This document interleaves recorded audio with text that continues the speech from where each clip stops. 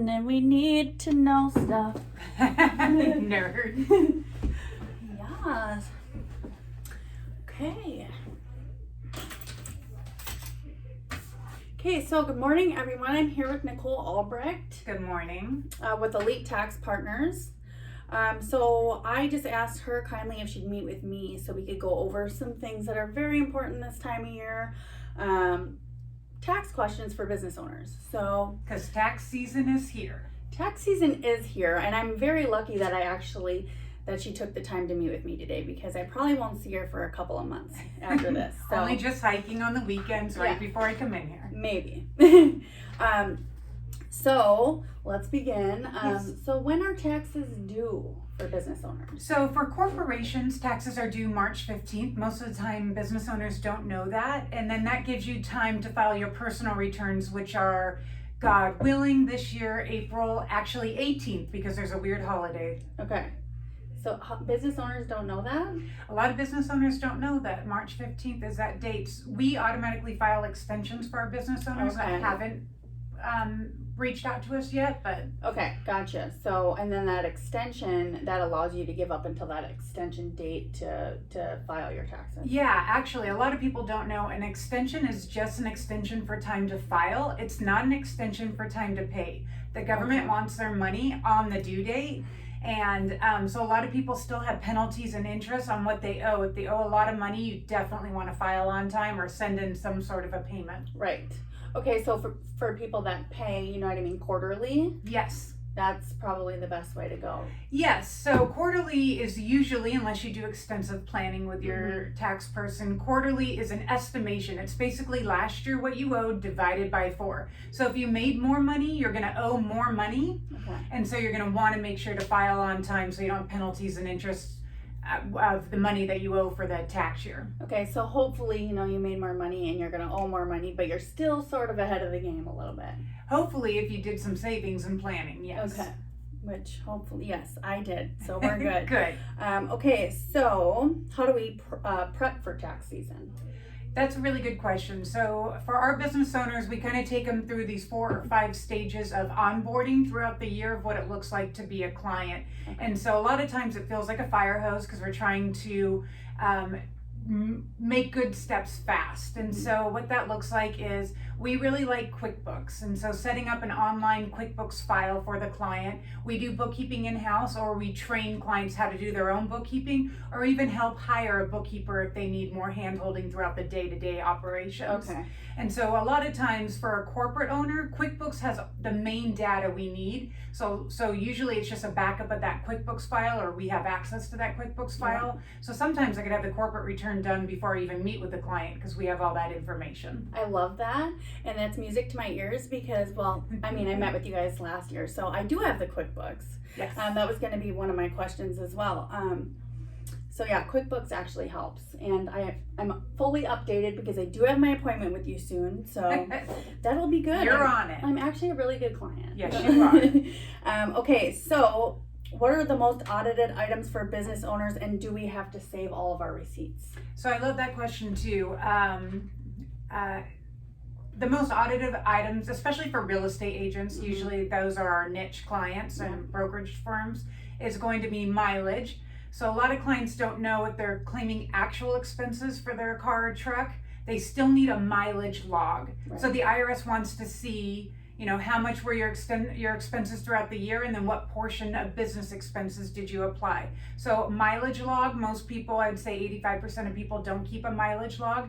We love an app called Mileage IQ. Kind of works like your Fitbit, where it tracks all your mileage. At night you lay in bed and you swipe to the left like Tinder. swipe QuickBooks to the has right. that too, though. QuickBooks does have a Okay. mileage tracker as well. So Okay. use the one that you like, that you're going to use. Okay. Some people they do pen and paper on a pad in their car. That works too, as long as you're tracking mileage. Right.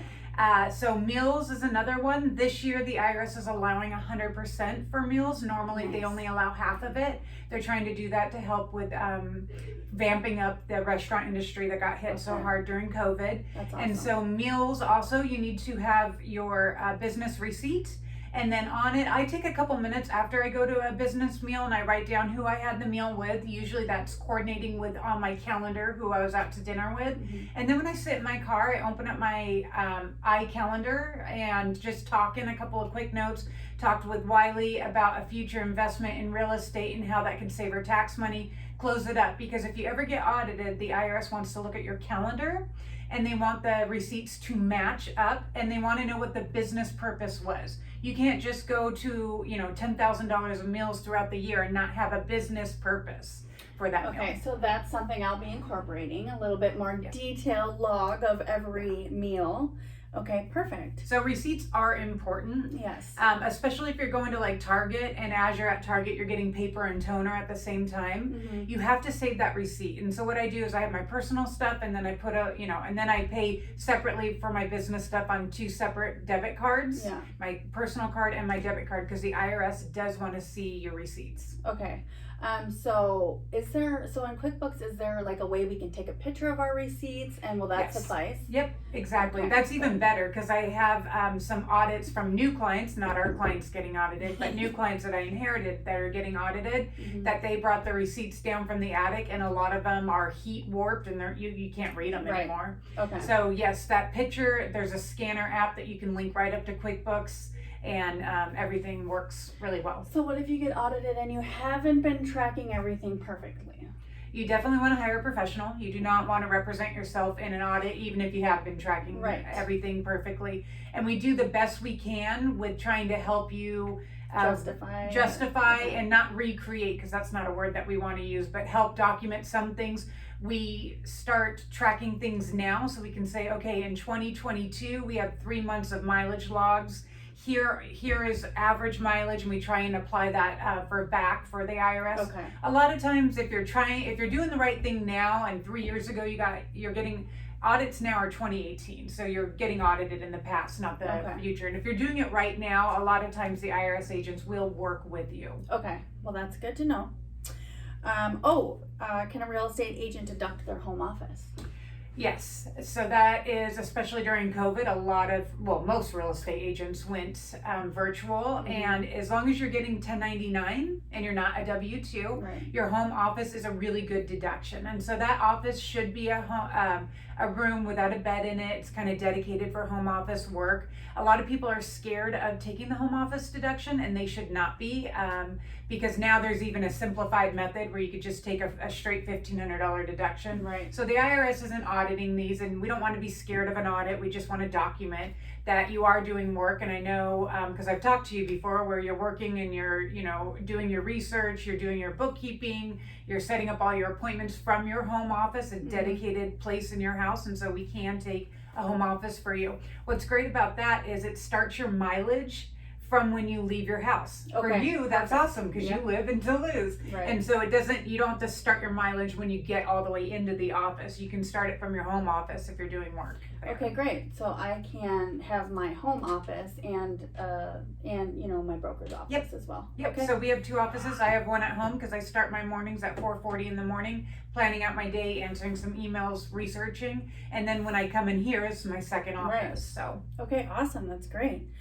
So what about vehicles and, using your new vehicles as a tax deduction? Yeah, so a lot of people ask me, should I buy a new car, because I made a lot of money this year? And there's good tax advice, and then there's sound financial decisions. And so we like to encourage our clients to make sound financial decisions, even if it isn't the best tax advice. Right. And so I never recommend buying a new vehicle. Now, if your vehicle is over 6,000 pounds, as current law is gross vehicle weight, you can write off that entire vehicle in the year that you purchase it. So there's 2 ways of tracking: mileage, which you have to track anyway, which I think right now is 54 cents a mile. Don't quote me on that; changes every second. Okay. And then actual. And actual is the cost of the car. We can and then gas, fuel, repairs, insurance, things like that, and then we take the business purpose of it. So a lot of people ask me, especially real estate agents, should I buy a new car? I made a lot of money this year, or should I buy a car over 6,000 pounds? I wouldn't buy a gas guzzler, and I certainly would never, ever. I've never bought I did one time when I was dumb. I never bought a new car. It's always 2 years old, 20,000 miles on it, taken care of, good condition.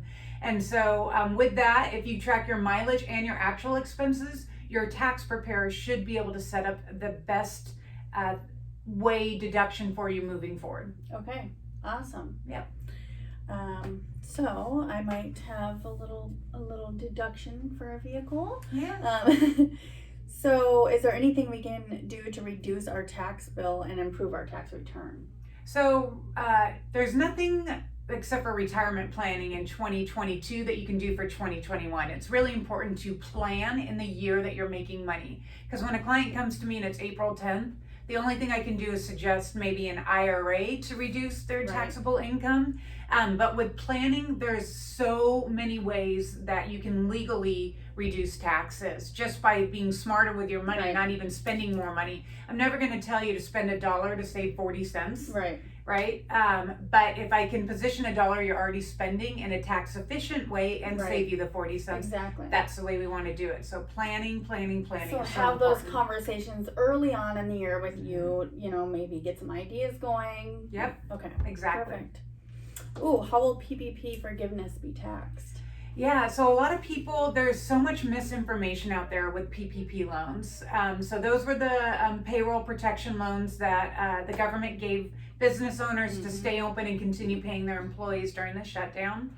And there's 2 of them that occurred. And so what the IRS says now that all that money that you use for payroll, you can deduct.